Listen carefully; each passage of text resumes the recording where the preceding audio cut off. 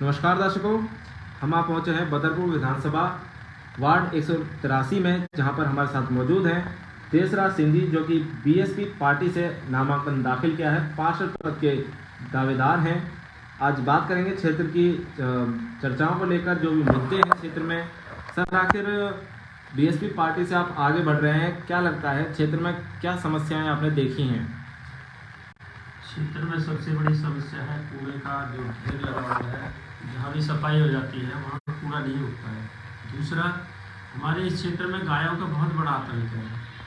गली गली गंदी पड़ी है, प्लॉट कचरे से भरे पड़े हैं। दूसरा, यहाँ जो पार्षद और मेयर रही हैं अनामिका सिंह, उन्होंने हमारे ब्लॉक में काम ही नहीं किया। कोई भी पैसा उन्होंने हमारे ब्लॉक में नहीं लगाया है। मेरा सबसे बड़ा मुद्दा ये है, सफाई सबसे बड़ी चीज़ है। दूसरा, लाइटिंग की हमारे यहाँ पर दुर्दशा बहुत ज़्यादा है। कंप्लेंट करते हैं तो लोग सुनते नहीं हैं। वो सीधे कहते हैं कि लाइट हमारे हाथ में नहीं है, हम सिर्फ रिपेयर कर सकते हैं, चेंज नहीं कर सकते हैं। बात करें आपके वार्ड की, तो यहाँ पर बीजेपी के विधायक भी रहे हैं, पार्षद भी हैं, सब कुछ होने के बावजूद आखिर विकास में कमी क्यों आई है? उनकी नीयत में कमी है सबसे बड़ी। यहाँ से पार्षद और मेयर भी बीजेपी का है, सांसद बीजेपी का है, विधायक भी बीजेपी का, फिर भी यहाँ काम नहीं हो रहे हैं।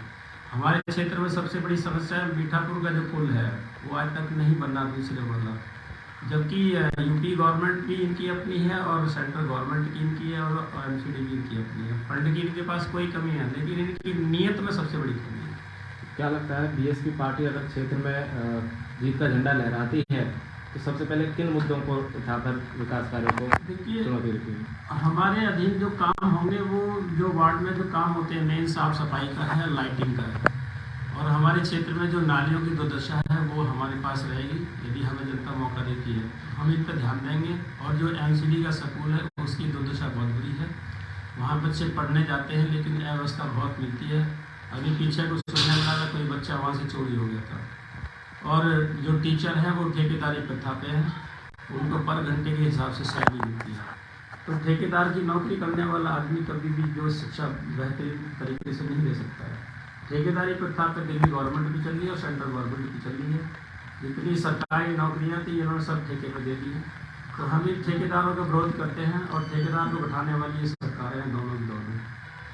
बात करें इस बार चुनाव में सभी पार्टियों के दावेदार मौजूद हैं, साथ ही आप भी अपने पार्टी का परचम लहरा रहे हैं।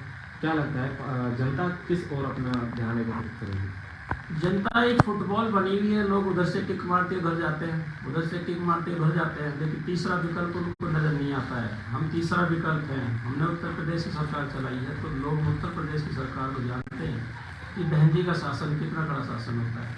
शासन प्रशासन बैठे हुए लोग भी महसूस करते हैं कि बहन जी का शासन बहुत अच्छा है। सर, कई पार्टियां हैं बट आपने बीएसपी ही की है। बीएसपी एक मिशन मूवमेंट आंदोलन है जो गरीबों के हित में आंदोलन खड़ा हुआ है। साहब कांसी राम ने जो मिशन मूवमेंट बनाया DS4 वाम से और बीएसपी के नाम पे, बहुजन समाज पार्टी समतामूलक समाज बनाना चाहती है। यहाँ जो आज देश में गरीबी और अमीरी की जो खाई जो पट जा रही है ना, और जब से भारतीय जनता पार्टी सेंटर में आई है तब से इस देश में जातिवाद बहुत ज़्यादा बढ़ा है। दूसरा, धर्म को लेके नहीं, हिंदू मुस्लिम बहुत ज़्यादा हो रहा है। हम चाहते हैं कि देश का निवासी देश के अंदर है और उसको सारे अधिकार मिलें, उससे रोजगार भी मिले, उसको मान सम्मान भी मिले, उसको नौकरी भी मिले और उसको पढ़ाई में अधिकार भी मिले। हॉस्पिटल में जाए तो वहाँ अच्छा स्वास्थ्य मिले। आज सिर्फ मीडिया में, नेशनल मीडिया में सरकार चली है, दोनों नीतियाँ दोनों की एक है। जैसे कि आंगनवाड़ी का दिल्ली गवर्नमेंट के खिलाफ एक आंदोलन हुआ था जिसमें 894 महिलाओं को इन्होंने सस्पेंड कर रखा है। और आंगनवाड़ी में क्या है कि नौकरी का एक बहाना है, जब वो लेडीज रिटायर होती है उसको एक पैसा नहीं मिलता है, कोई रेगुलर उसका अपॉइंटमेंट नहीं है। वही दिल्ली गवर्नमेंट में सिविल डिफेंस का भी हाल है, वहाँ भी ठेकेदारी प्रथा है, उसको 18 से 20 हज़ार रुपये मिलते हैं लेकिन उसका कोई भविष्य नहीं है। अगर वो रिटायर हो गया तो उसको पेंशन नहीं है, अगर वो मर गया तो उसके परिवार को नौकरी नहीं है, अगर उसको कहीं बीमारी से मारी हो उसका कोई मेडिकल क्लेम नहीं है, उसका कोई TADA नहीं है, उसका कोई आचार्य नहीं है। ये सब चीज़ इन्होंने छीन ली जो बाबा साहब डॉक्टर अम्बेडकर ने संविधान में दी थी। तो हम इन चीज़ों को फिर से रिपीट करना चाहेंगे।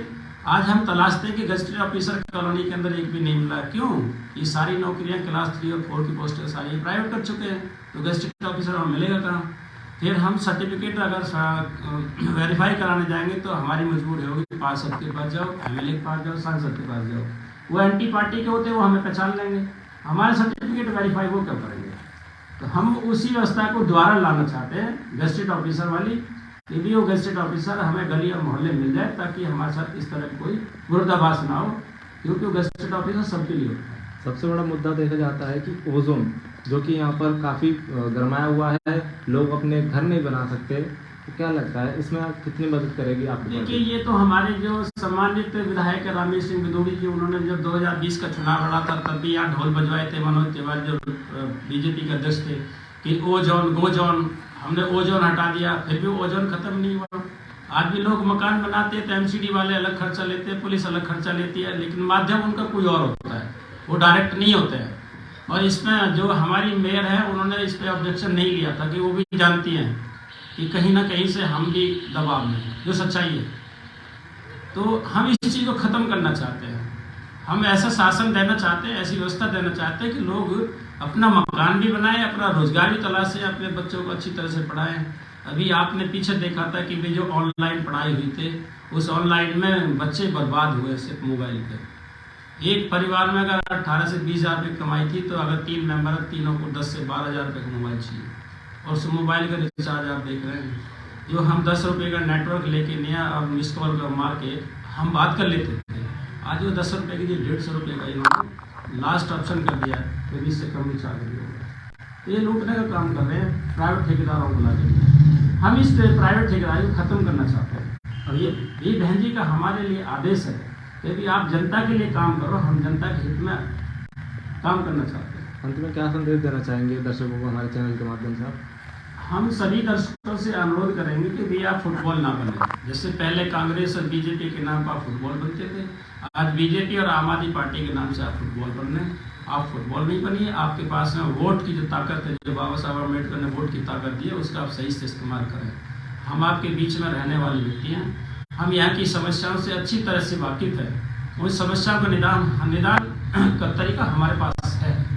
हम उन समस्याओं का निवारण करने के लिए आपके बीच में रहेंगे। आपको मेरे पास आने की जरूरत नहीं पड़ेगी, आप मेरे को टेलीफोन करोगे तो आपका काम होगा, जो आपका काम मेरे पास बनता है। टेलीफोन ही आपके लिए मेरा काफ़ी है, और मुझे यदि आपने मौका दिया तो मेरी रबड़ स्टैम्प जो रखी होगी उसको आप खुद यूज़ करोगे। मैं इस तरह से काम करना चाहता हूँ।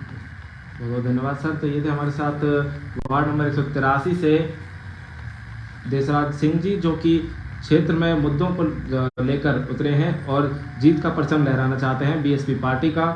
आगे इसी खबरों के लिए हमारे साथ बने रहें। धन्यवाद।